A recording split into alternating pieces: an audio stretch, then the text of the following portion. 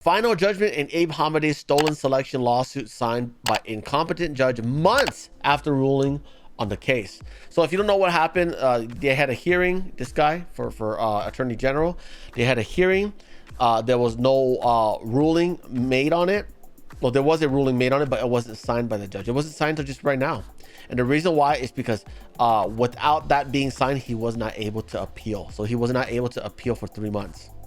Because the judge just like, oh, I'm just not gonna sign it. Yeah, Judge Lee Jansen is his name. After months of delay and reminders from both parties in this case, Mojave County Superior Judge Lee Jansen signed a final judgment rejecting Abe Hamadeh's lawsuit against the rigged midterm. The order dismissing the lawsuit was given in May. The final judgment signing came only after both parties filed a joint motion for entry of final judgment and spelled out a mutually agreed ruling.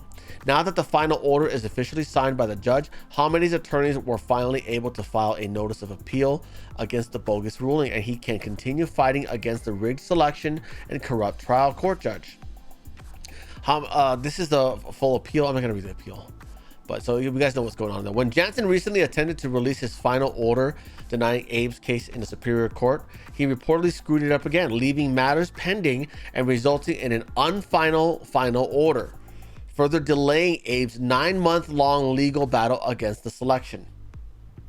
This happened over a month after Jansen's July trial ruling against Hamadeh, which also came nearly 60 days after the trial.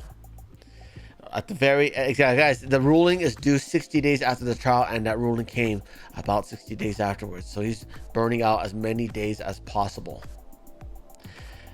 Jansen has a history of incompetence that interferes with court cases. It's not incompetence, it's corruption. He was recently publicly reprimanded by the Arizona Commission on Judicial Conduct for failing to issue a ruling within 60 days in a separate case, but still collecting salary after declaring he had no pending matters. This conduct violates the Arizona rules of the Supreme Court and Arizona statute. The judge is either highly incompetent or intentionally sabotaging Abe Hamadeh's case. So, who wrote this? At every turn, the legal system seems to thwart our good faith efforts to present the evidence in a court of law. This is stated by Hamadeh. He also says that Kari Lake is on her 3rd trial, yet we are still back when we were in December. Our election is the closest race in Arizona history with the biggest recount discrepancy in history, and we seemingly can't get our day in court. As we inch closer to 1-year anniversary of our stolen selection on November 8th, 2022, Abe's case is only moving forward from the trial court to the appeals court.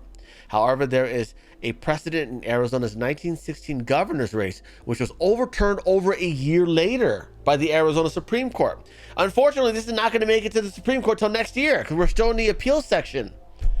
Stupid.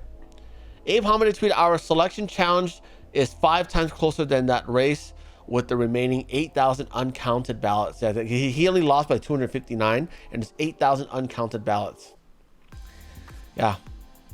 So he still has confidence that they'll prevail. Okay, cool. Estimates for how many ballots remain unaccounted for have increased as their investigation into selection day issues and wrongful cancellation Republican voter registration continues.